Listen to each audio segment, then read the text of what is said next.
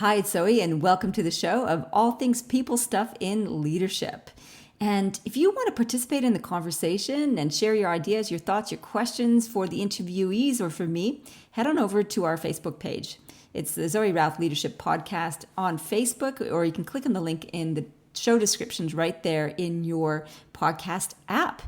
Love to have a conversation with you and find out what you're thinking, hey? So tonight's guest is a big thinker. He's had an amazing career. He's a bit of a computer geek, self-confessed. He set up a number of businesses, and in our show, he explains his rags to riches to rags to re-exploration again, as well as some of the key lessons he's had along the way about leadership, about people stuff, and particularly around creativity. He says that there are top 3 workplaces that we need to grow and cultivate for 2020 and beyond. And this is from the World Economic Forum. And they are creative thinking, problem solving, and cognitive flexibility. So how do you do that? Well, he's written a number of books on the subject of creativity. And his latest one is called The Creative Thinking Handbook, your step-by-step guide to problem solving in business. Our guest his name is Chris Griffiths. He is the world-leading creativity coach, speaker, and CEO. He's had 20 years experience setting up and leading successful businesses that have ranked in the Deloitte European Fast 50 and the Sunday Times Fast Track 100. He sold his first company at the age of 26, and he tells us in the interview of all the things that he did wrong immediately after that and how he bounced back. I love this interview. He's got such great insights around creativity. Let's get into it.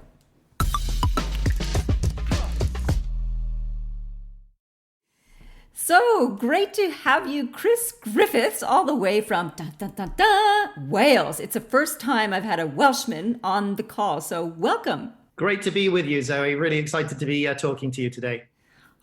Yeah, no more excited than I am because you've had such a rich history. There's so much I want to mine your experience for.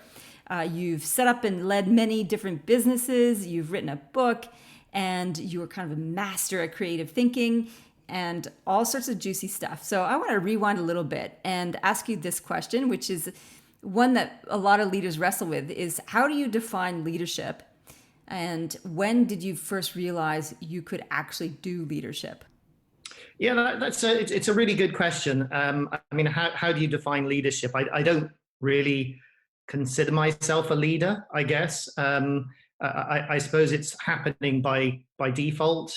It's not something that I aspired to be a leader. It's just that I guess my passion and my love for creativity and innovation and my playground is the corporate world has meant that I engage in things and then people follow. So for me, leadership wasn't something that I set out to do or even become a leader. If anything, Zoe, I was the least likely person ever to lead anything.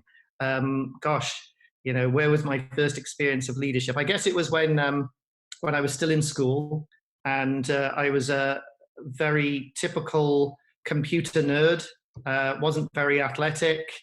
Got beaten up now and again by the let's say the jocks, the bullies in the school. It was an all boys school. It was a good school, but it was quite tough. Barry boys, and something happened when I was 16. I'd lived in Cleveland, Ohio for many years, and I then lived in Birmingham, Alabama. And I had a passion for American football. And I wanted to play American football. It's just the best sport ever invented. Rugby is a close second. But I got to be careful as a Welshman. Rugby should always be first. And I wanted to play American football, but there was no American football teams in our sort of local area. So I decided to start an American football team. One of the most least likely individuals in a boys' school you could ever imagine wanting to start an American football team. People just saw me as some computer nerd that sat in the corner and wrote computer games. And that was a really fascinating experience. And even to this day, I look back on it and I think, gosh, that changed me in so many ways, because I set up the team. Then all of a sudden, a lot of the big guys were starting to come and play for me. In the end, we had a team of about 30 players, an under-18s team. And these were some of the biggest, meanest people you could imagine. And they were all listening to what I was saying. They were all doing what I was saying. And I thought, this is strange, because athletically, I can't compete with anyone, any of them. But they're following me. So I guess to answer your question, what was my sort of first foray into leadership? That would be it. And I learned from that you don't have to be a polished leader. You don't have to be a great orator. You don't have to be somebody that everyone looks up to and everyone admires. All you've got to be is respected and helping people to do something that they want to do. So all those guys wanted to do was play American football, and I was the channel that allowed them to do it. So all of a sudden I became the leader. I became respected, not because of my athletic ability, but because I pulled the team together, because I had the knowledge and the wherewithal to make it happen. You know, that did change me massively, because I just saw that you don't have to try too hard. You just have to do what you love, be authentic. And if people respect you and they want to come with you, you're naturally going to lead them. So there's so much wonderfulness in what you just shared. And I love the idea that it wasn't about you, actually. Like, you didn't have to prove yourself or anything. It's just you had a passion for football. It's like, well, we're going to play it. Somebody's going to do it. I might as well be me. And you drew together people who shared the same passion. What is it that you think that they respected about you? If it wasn't your athletic prowess and it wasn't your natural look at me ability, the natural out there extroverted charisma that you often see associated with some types of leadership, what do you think was it about you that invited respect from the others? Do you know what? I haven't actually thought about that, but now you ask me the question, I can see quite clearly what the answer to that is, and it obviously fits into the skill sets required by good leaders. Is that I've always been somebody that has vision. You know, there was no one else there making that sport a possibility at that time, and we're talking, a long time ago now. And I guess the fact that I had the vision and the capabilities of making it happen. I mean, to play American football, it's not as easy as just going to a field with a group of guys and playing. You have to have a whole gridiron pitch created. Myself and my father at the time, obviously my dad had lived in America for a long time. He was instrumental in helping make this happen. But the fact was, they saw that I guess I was somebody with the vision of making it happen and could make it happen, and therefore they followed and respected what I was doing. Just curious about the gridiron pitch. Does that mean like putting lines on the field? Is that what you mean by creating a pitch? Yeah, you had to have the lines. You obviously had to have the field posts at either end. But the gridiron pitch is obviously quite a complex pitch, because every 10 yards you've got markings, and then you've got yard markings throughout the pitch. So you couldn't even adapt a rugby pitch or a football pitch. You had to have a specific pitch created, and that was more my father than myself, but he agreed with the local council that they would actually put that facility in. And that was quite a big undertaking for the local government to do.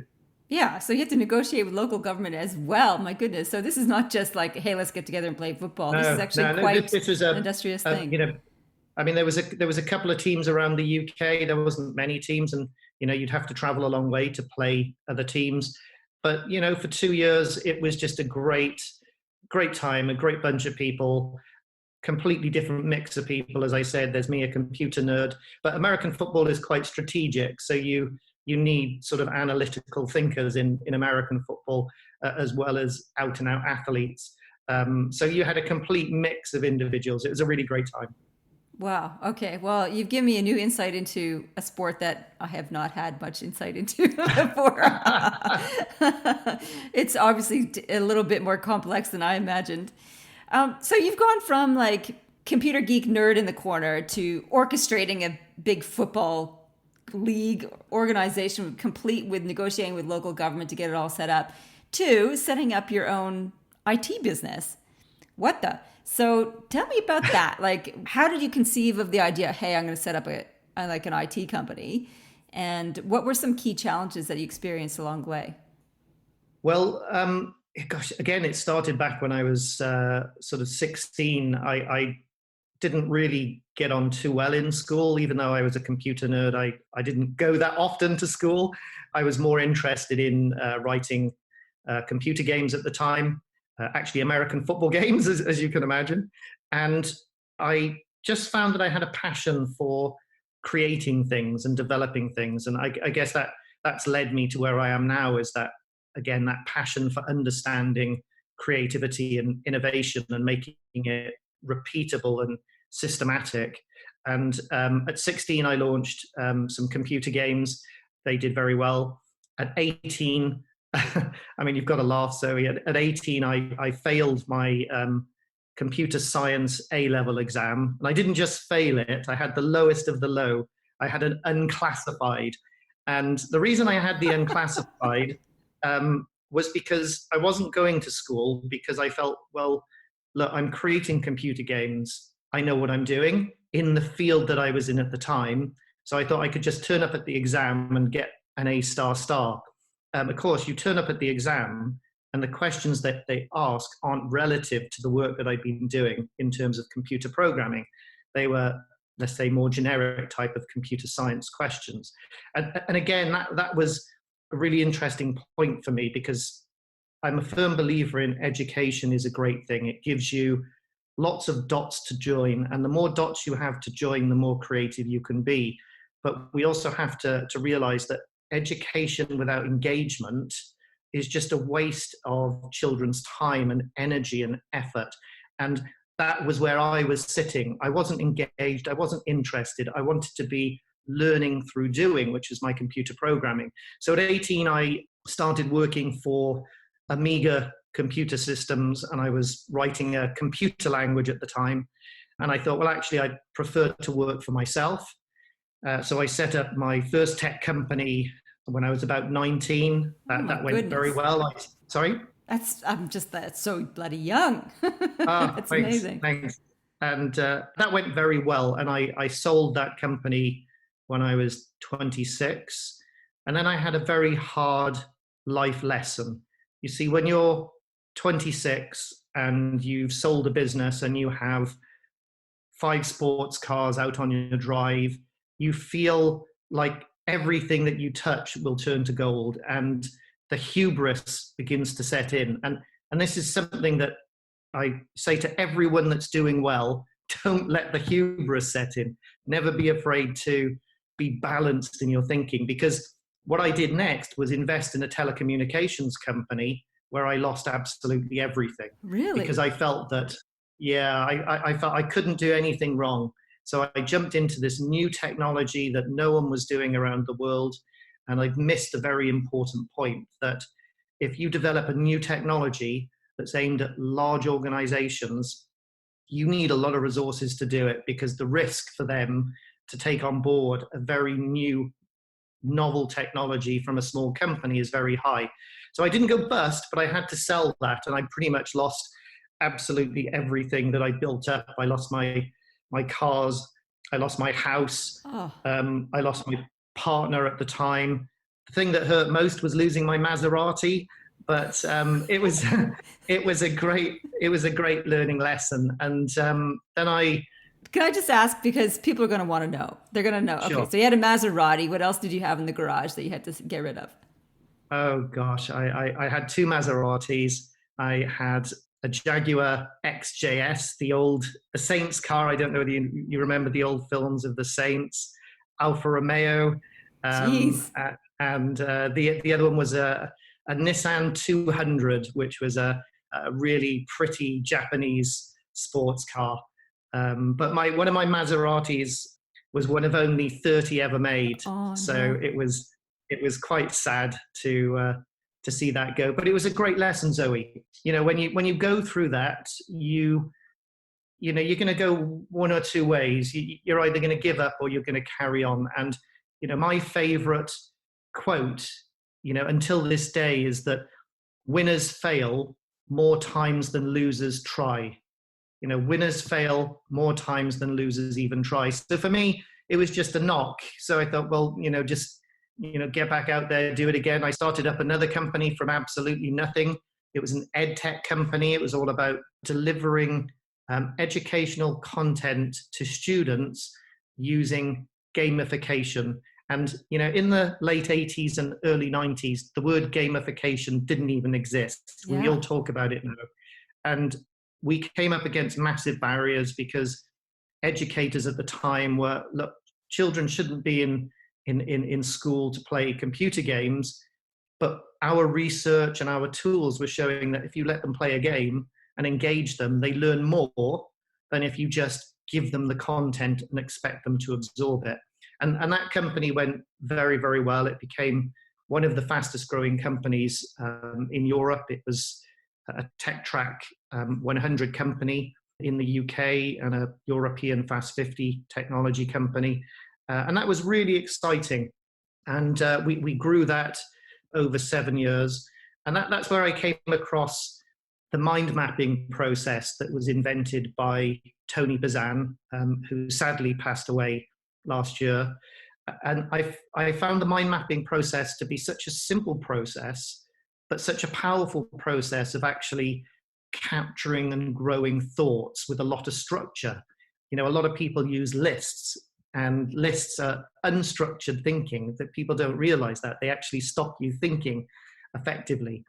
And that's where it led to where I am today in Open Genius. I set up another company called Open Genius, which became my main focus. Open Genius has been about delivering technology solutions that allow people to think and create in a much more effective way than otherwise, because we're in an interesting time. It's the first time in human history that people do a lot of their thinking in front of a box. The computer didn't exist 50 years ago, and people don't realize the impact that has on their ability to think. Just think about it. We now have access to vast amounts of information. So we can all find out what we need to know when we need to know it, which is a great thing, but it actually is leading to a lot of sameness happening because people find the same answers. So people need tools and techniques that help them think more creatively, more generatively, and then turn those ideas into action. And that's, our main product, which is aoa.com, is a product that's designed to help people do that. Because, knowledge isn't power anymore, Zoe. You can have all the knowledge in the world. Even the use of knowledge isn't power. It's the creation of new knowledge that is the real power in today's fast-moving economy. Okay, so I have a couple of questions, very exciting stuff, and I like your observation that we now do a lot of thinking in front of a box, and that is empowering and disabling all at once. I have questions around all these companies that you built. Yeah. There's vision, there's creativity involved with that, and there's people. So in your journey of building these exciting business enterprises, what are some of the things that you've learned about people along the way? Well, I guess one of the lessons that I learned, and I suppose it was more I was taught rather than it was learned by me through my experiences, is that everyone thinks differently. So to try and assume that people are thinking like you do, or understand what you're doing or trying to achieve, is almost wrong. You have to have an acceptance that everyone is very different in how they perceive things. For me, that was an important change for my career, I guess, because before it was, this is my vision, this is what we're going to do, this is how we're going to achieve it, and everyone will understand. And that isn't the case. It really isn't. So once you become aware of that, you have to look at everyone as individuals. I'm not a high energy leader. I'm not a very sociable person, being from a sort of a tech introverted background. So for me, it's trying to listen to my team to see what they actually mean when they say something, and that's a challenge, and it's difficult, and obviously none of us are going to get that right. But one of our partners in the Middle East asked me to come and watch one of his sermons. He was a preacher. I can't remember what the religion was, But his sermon was just about how all of us see the world through, physical eyes, but we're all seeing it differently and we all understand things differently. And once you can accept that, the world becomes a much more comfortable place. And I think that's where I've changed as a leader. So rather than just expecting people to understand, you spend a lot more time as a leader trying to help people see what you're trying to achieve in different ways. So you said you were taught that as opposed to you learned it through Yeah. experience. Were you given some harsh feedback, or did someone give you a kindness of like, this is what to expect as a leader? I think, do you know what? There's harsh feedback. That's an interesting one. I had some harsh feedback from one of the team very recently. And I think that's another key to being a leader. Everyone has different styles, but I always want to know that people can come and say anything they want to me in the organization. I might not agree with it, but at least we can have a discussion about it. But yeah, one of the team came to me recently and said, Chris, we had a conversation and you promised that you do something for me, and you haven't done it. And he said, it's just not good, Chris. And I said, well, give me time. We had the conversation. I know we've had the conversation and I'm still going to do it. And then he just said, Chris, it's been 5 months. And that's an awful situation to be in, because, quite often for all of us, the world is moving at such a fast pace that you can't always deliver what you are promising that you will deliver. And if you don't do that, that's such a demotivating thing for your team. So I was so glad that somebody felt that they could come to me and say that to me, so that I could take some action and do something about it. So yeah, I guess that's being taught by a member of your team, and I think that's critically important as leaders, that you have to follow as much as you lead with the team, because there's no way you can do it on your own. Yes, there are examples of individual that can autocratically become successfal, but look, I'm no expert, but I'm sure they're in the minority, and it's people that can work with people on a even level that are the ones that are more likely to succeed. So when you get given pieces of feedback like that from your team, like, Chris, it's not good enough, it's been 5 months, you promised, you haven't delivered, Yeah, that's a pretty sort of like, yeah, you're going to do it, but really 5 months already? yeah. How do you feel when you get that? It's kind of like, well, whatever, I'll get it done. Or what's your emotional response? I think feeling incredibly disappointed with yourself. As a leader, you have to try and set examples. None of us are perfect, and to try and be perfect is a very dangerous game. So when you're given that feedback, that that's something that you've let somebody else down with, and no one likes to let anyone else down, especially members of your team. Our team have been with us for a long time, so I see them more as friends than as colleagues. So yeah, I guess incredibly disappointed to get that feedback, and then what you do is you take immediate action, which is exactly what I did. Yeah, it's kind of harsh. Yeah, it's like, oh, I let them down. That sucks.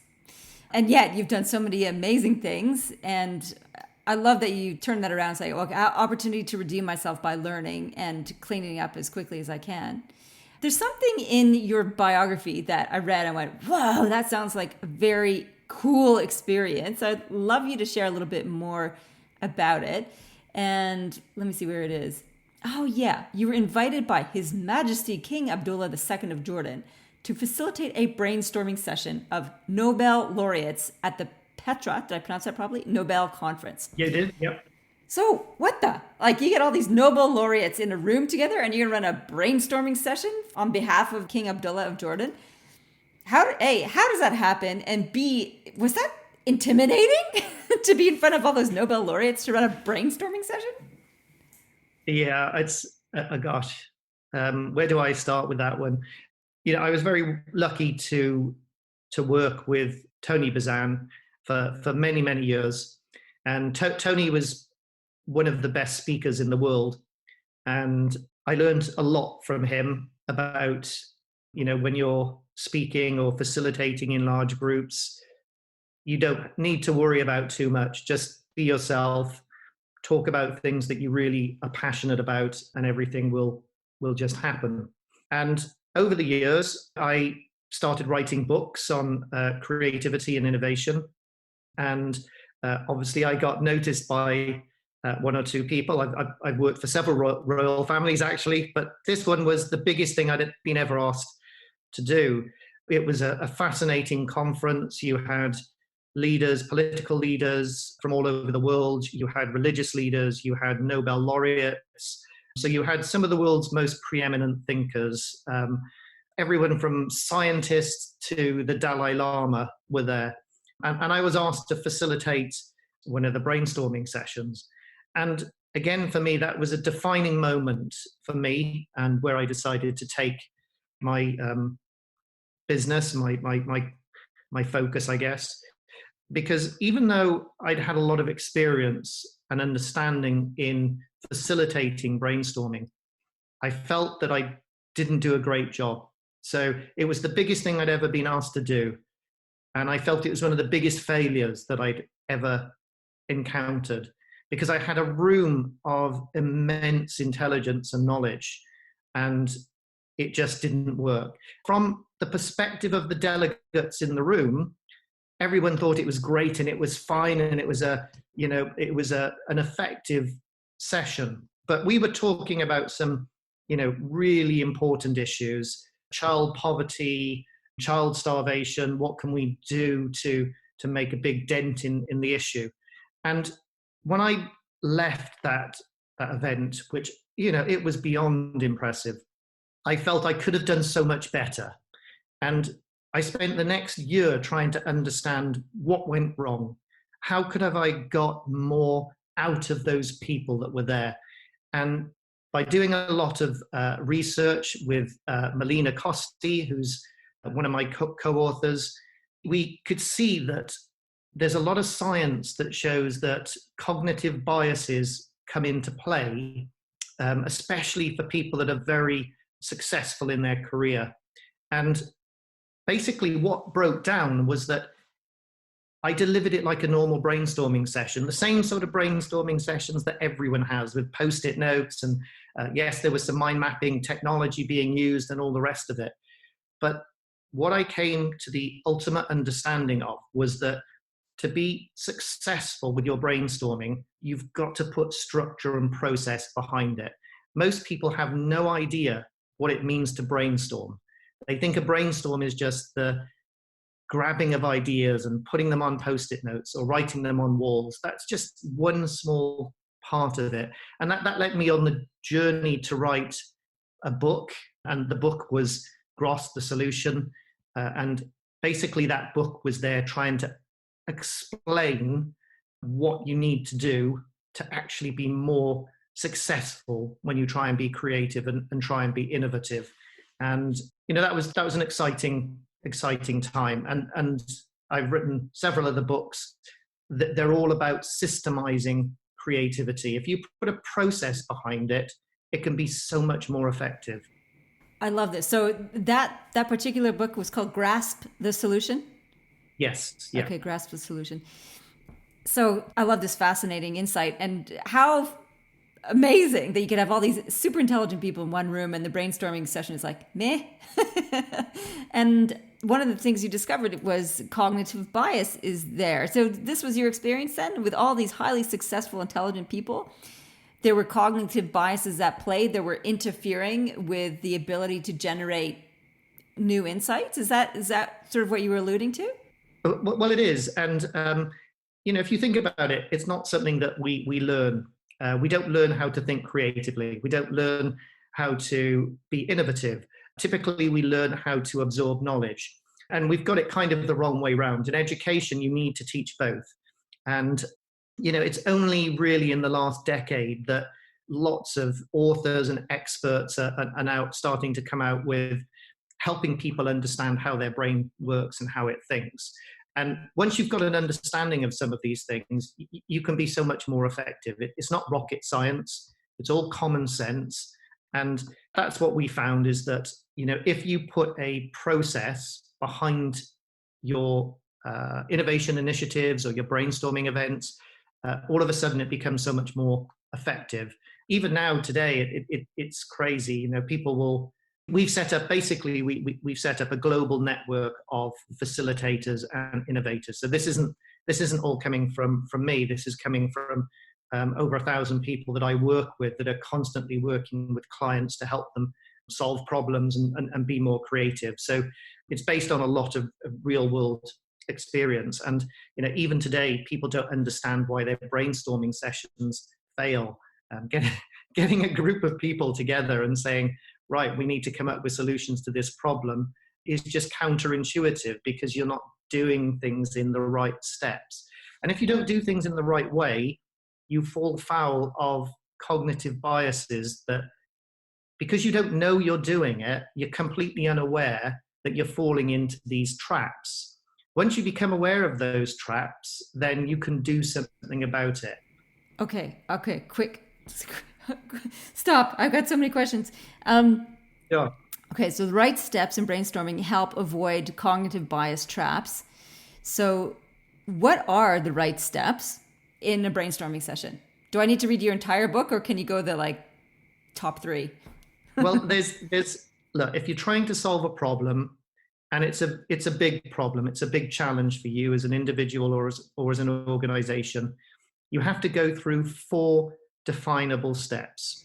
Mm-hmm. And people don't do it. People do not do this. So the first stage is understanding what the challenge really is, defining what the problem is, you know, and that's the most important stage. Einstein said if he had 60 minutes to save the planet, he'd spend 55 minutes defining the problem and 5 minutes finding the solution. Now, I don't believe in that ratio, but his point was very clear, that most people solve the wrong problem, so they don't get anywhere. So defining the problem is critical. Then generating the ideas. Now, people think that brainstorming is generating the ideas, but they don't realize that the way that they brainstorm is not generative. So if you get a group of individuals together to brainstorm, typically what happens is you put everyone into a reactive state of mind. So Jane will come up with a solution, and then everyone else in that room will start doing 3 things, just 3 things.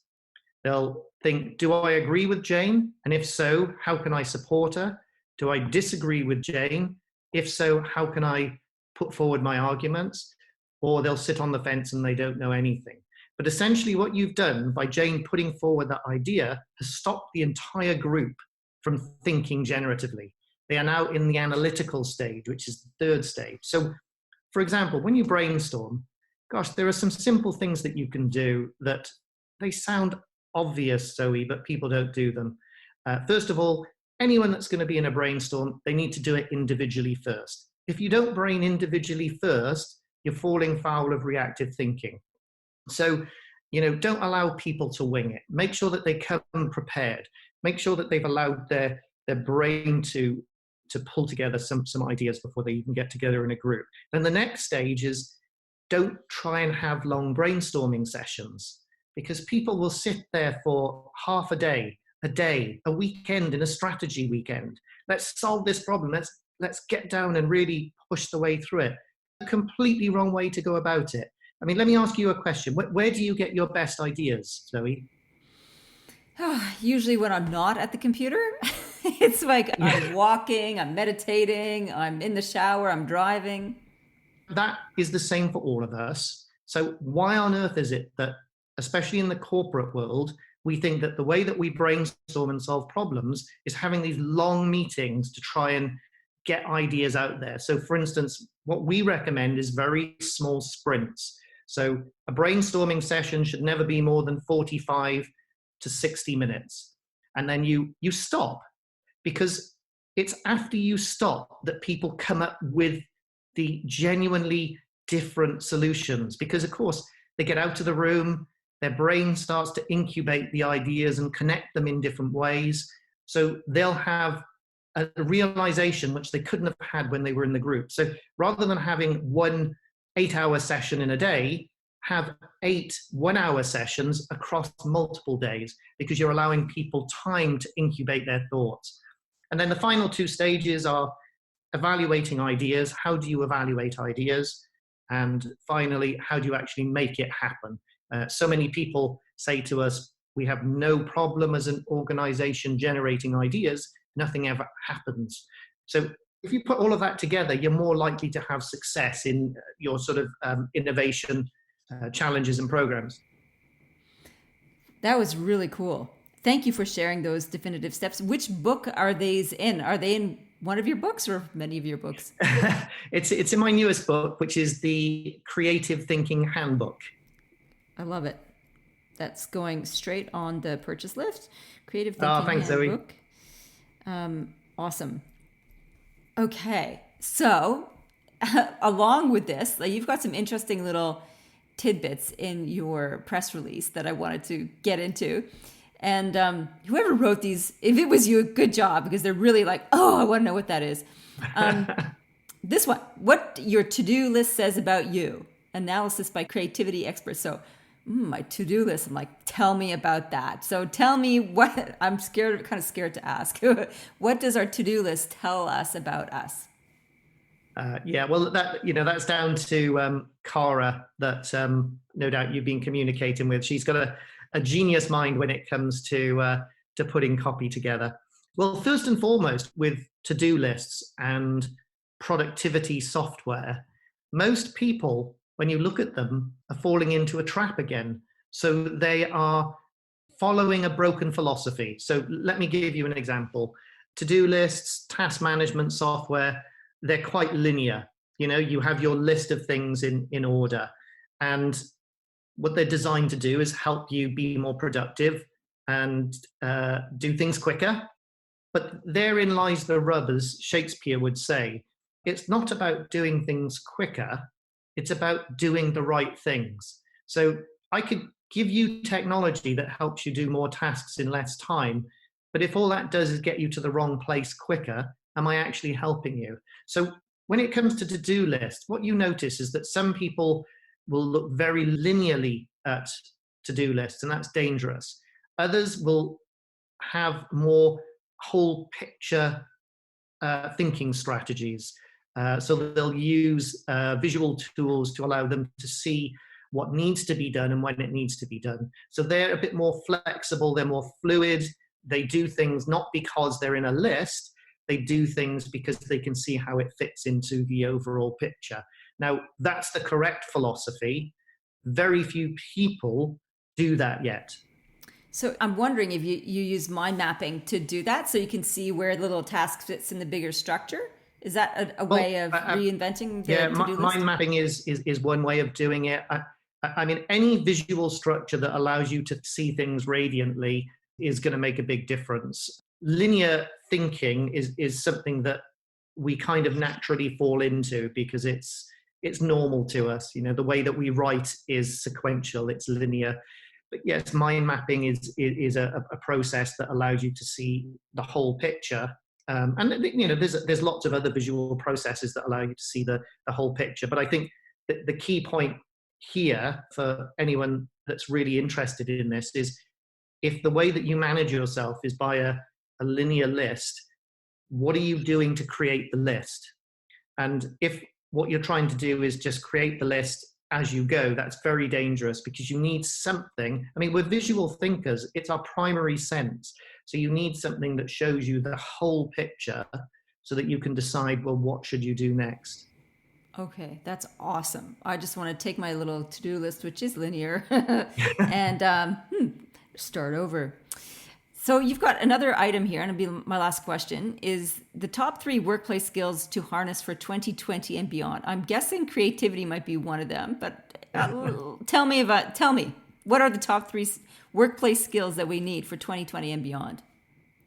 It's, well, if you look at the World Economic Forum, they ask thousands of business leaders every year, what are the key skills that people are going to need? And for the last few years, and it's not going to change, it's going to become more important, that the same things keep coming up. It's the creative thinking, it's the problem solving, it's the critical thinking, it's the cognitive flexibility, the ability to be able to to think in lots of different ways rather than being very narrow in your thinking.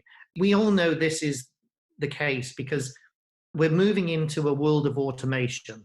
We're moving into a world of artificial intelligence. We shouldn't see those things as scary or negative because they take jobs. What we should see is that those things free us up to do what humans do best. Humans do best in terms of their ability to add value, to create, to innovate. We are not designed to be robots. So I see the future as being a really positive thing. Ultimately, when you speak to your team, the people that feel the most valued are the ones that feel like they're adding something new. They're not just doing, they're adding value. They're using their brain to innovate and come up with solutions or things people have never thought about. And that's really exciting. So it's quite ironic that the skills that the World Economic Forum say are going to be critically important to us over the next decade are skills that still are not taught in education. And actually, even in the corporate world, very few people are taught how to be more creative. I agree with that. So one of the master classes I run in my training programs is around that, creative thinking skills and innovation skills. And so that's why I'm like, yep, definitely going to suck up your book and tear that apart. That's going to be awesome. Excellent. I agree with that. Like, we shouldn't be training knowledge workers. We should be training creative thinkers and absolutely problem solvers. That's what I'm excited about. So where can people find out more about you? Where should we send them on the interwebs? Well, really, there's two websites. If you're interested in the technology that we develop that helps you be more creative and get things done in a more effective manner, you can go to aoa.com, and that is AYOA.com, AOA. And if anyone asks, it doesn't mean anything. It's a word that we invented. Our products are translated into languages all across the world. So we didn't want to pick an English word because we felt that we wanted to create a new word and give it meaning. So aoa.com for anyone interested. There is a completely free version, so you don't even have to get your wallet out to use it. So hang on a second. You made up a word and gave it meaning. So what's the meaning behind AOA? AOA. The meaning behind AOA is very much what you make it. I suppose if you were to ask me that, AOA is all about using technology to be very holistic, to be very balanced. It's to create a nice, fun, engaging place to do a lot of your thinking and your work and your organizing. It allows you to do that sort of creative aspect along with the critical thinking aspect all in one place. So for me, it was looking for a word that was very holistic in nature. And we felt AOA sounded very holistic. It sounded very much like nature. And Mother Nature is the world's best innovator. So I guess we're kind of naming it after her. All I think of is like Canadian American and something else. Hey, yo, ah. I like it. Sounds good. They're cognitive diversity. So that's your tech site. What's the other one? Well, if you're just generally interested in creativity and innovation and the process that goes behind it, you can go to opengenius.com. OpenGenius is the global network of trainers and facilitators, basically experts in innovation. We are always looking for new partners across the globe there as well. So it's a network of individuals that basically have focused their time and their lives on helping people think and create in a more effective way. That's cool. I love the whole word, the whole phrase, actually, open genius. That's very provocative on its own. That's wonderful. Chris, you've been amazing. Thank you so much. I learned so much from our conversation. Well, it's my evening, your morning. So I really appreciate your attention. And I'm amazed at your prolific book writing because it takes a lot of effort to come out with books. So good on you for that. And thank you for your contributions in the world and the contributions to our wonderful little podcast. Oh, thank you. It's been an absolute pleasure. Could have spoken to you for hours. Thanks, Zoe. Whoa, was there some cool stuff in that interview? Probably the key takeaway for me is making my to-do list a visual thing, not just a list thing. This was kind of so obvious to me now after he said it. I'm like, duh, I'm totally going to do that. I'm going to take my to-do list and make it a visual thing so I can find out and see where the little things I'm doing are contributing to the bigger picture. It might help me prioritize a little bit better too. After we clicked end of the recording of the interview, we also had a sensational conversation around the Dunning-Kruger effect. And that's how a little bit of knowledge makes us feel like we're a lot smarter than we are. And it's one of the cognitive biases that we can definitely avoid. So I'm going to include that in the show notes. Well, I hope you enjoyed that. I look forward to hearing what you have to say about it on the Zoe Routh Leadership Podcast Facebook page, or send me an email at zoe@innercompass.com.au. In the meantime, live well, lead well.